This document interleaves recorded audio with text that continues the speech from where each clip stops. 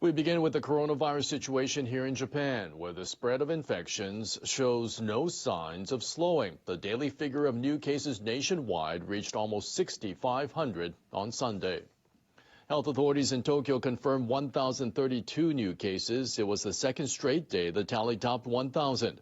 The surge is putting intense strain on the medical system. The health ministry says the number of patients across the nation with serious symptoms was at a record 1,144. Variants identified in India have also been confirmed in the capital and at airport quarantine stations. The government is imposing stricter border controls starting Monday.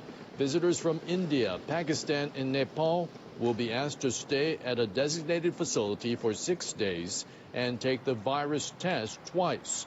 They will be allowed to move to self-quarantine at home or other places only after testing negative. Meanwhile, the central government announced on Friday it is extending the state of emergency until the end of the month.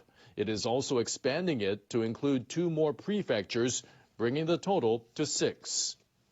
Japan's minister in charge of the coronavirus response says the government plans to encourage the use of coronavirus antigen tests at companies and universities as part of its efforts to prevent cluster infections. He revealed the idea in an NHK debate program on Sunday.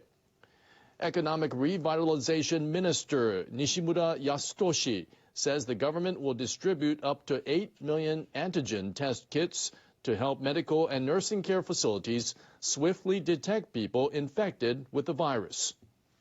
Some people are urging caution in lifting the emergency by taking into account the spread of coronavirus variants. Government will see whether conditions are met so that lifting the emergency won't lead to another wave of infections. The head of the government's coronavirus advisory panel, Omi Shigeru, also took part in the debate. He said it is important to prevent a resurgence of infections until all elderly people in the country are vaccinated. If the state of emergency is lifted soon after a decline in the number of infections stops, a similar situation may return. Patience, therefore, is crucial this time. India's daily COVID-19 death toll has surpassed 4,000 for 2 days in a row. The surge in cases is putting a tremendous strain on the country's healthcare system. The Indian government reported 4,092 fatalities on Sunday. The daily tally of new infections has topped 400,000 for 4 days in a row. Many patients are dying as oxygen and hospital beds remain in short supply. Local government officials in the capital have stated the situation regarding the oxygen supply is improving. They say oxygen-generating plants sent by the international community are being installed at hospitals. But the amount of oxygen being supplied in New Delhi as of Thursday only added up to about 60% of the actual demand. Government officials are racing to enhance medical systems by distributing supplies arriving from abroad to every state.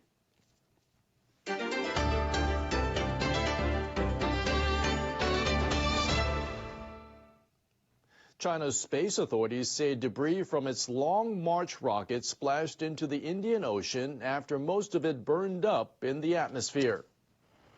They say the rocket re-entered the atmosphere early on Sunday. It was projected to hit the ocean at a location west of the Maldives Islands. The rocket was launched on April 29th to deliver a module to China's space station. The U.S. Space Command confirmed the rocket's re-entry early on Sunday over the Arabian Peninsula. It said the exact location of impact and span of debris were not immediately known. NASA Administrator Bill Nelson criticized China over the incident. He said in a statement that spacefaring nations must minimize the risks to people and property on Earth of re-entries of space objects. He added that there needs to be maximum transparency with such operations. Nelson said it is clear that China is failing to meet responsible standards regarding its space debris. Multiple explosions near a school in the capital of Afghanistan killed at least 50 people on Saturday. The explosions occurred as U.S. troops are preparing to withdraw from the country by September. The Interior Ministry says the blasts in western Kabul killed at least 50 civilians and injured more than 100 others. The injured are being treated in hospital. It says many of the victims are believed to be female students at the school. Local media quoted security officials as saying that rockets landed near the school and went off. No one has claimed responsibility. The Taliban have denied involvement. Washington has ordered U.S. troops in Afghanistan to pull out by September 11, exactly 20 years after the terrorist attacks on the U.S. Russian President Vladimir Putin has emphasized the key role the military plays in standing up for the country's interests. Putin was speaking to more than 12,000 troops and others attending a military parade in Moscow's Red Square. May 9th is a holiday marking the Soviet victory over Nazi Germany. The Soviet people united and took a heroic and self-sacrificing path to victory in the most difficult moments that determined the outcome of the war against fascism. He said it is the military that safeguards Russia's people and national interests. He said the country's forces are the successors of the troops who won World War II. The parade featured more than 190 items of military hardware. These included a surface-to-air missile system that has been sold to China and India, as well as a mobile intercontinental ballistic missile. Moscow has been deepening its military cooperation with Beijing in recent years. Chinese troops have taken part in Russia's large-scale annual military drill for the past 4 years. A shooting at New York's Times Square has left 3 bystanders injured. The New York Police Department says someone opened fire on Saturday, injuring a 4-year-old girl and 2 women.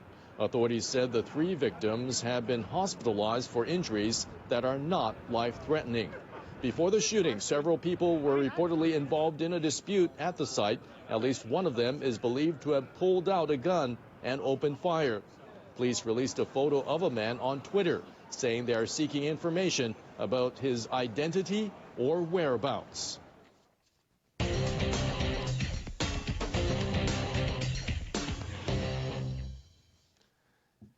Turning to sports, let's take a look at the action from the opening day of the Summer Grand Sumo Tournament in Tokyo. Yokozuna Grand Champion Hakuho will sit this one out, and 4 Ozeki champions are in the spotlight with high expectations to lead the tournament.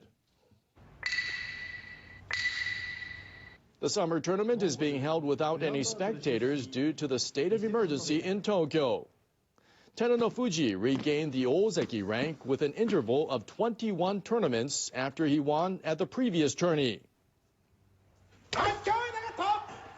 Terunofuji beat Meisei with an arm-barring force-out.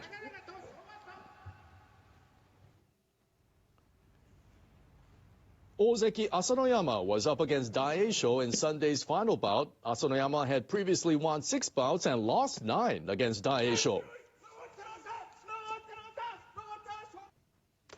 Asanoyama beat Daieisho with a rear push-out. The 2 other Ozeki champions, Shodai and Takakeisho, both scored their first wins. Those were the stories for this hour. Funerals have begun for more than 60 people, mainly young girls, killed in a multiple bomb attack at their school in Kabul.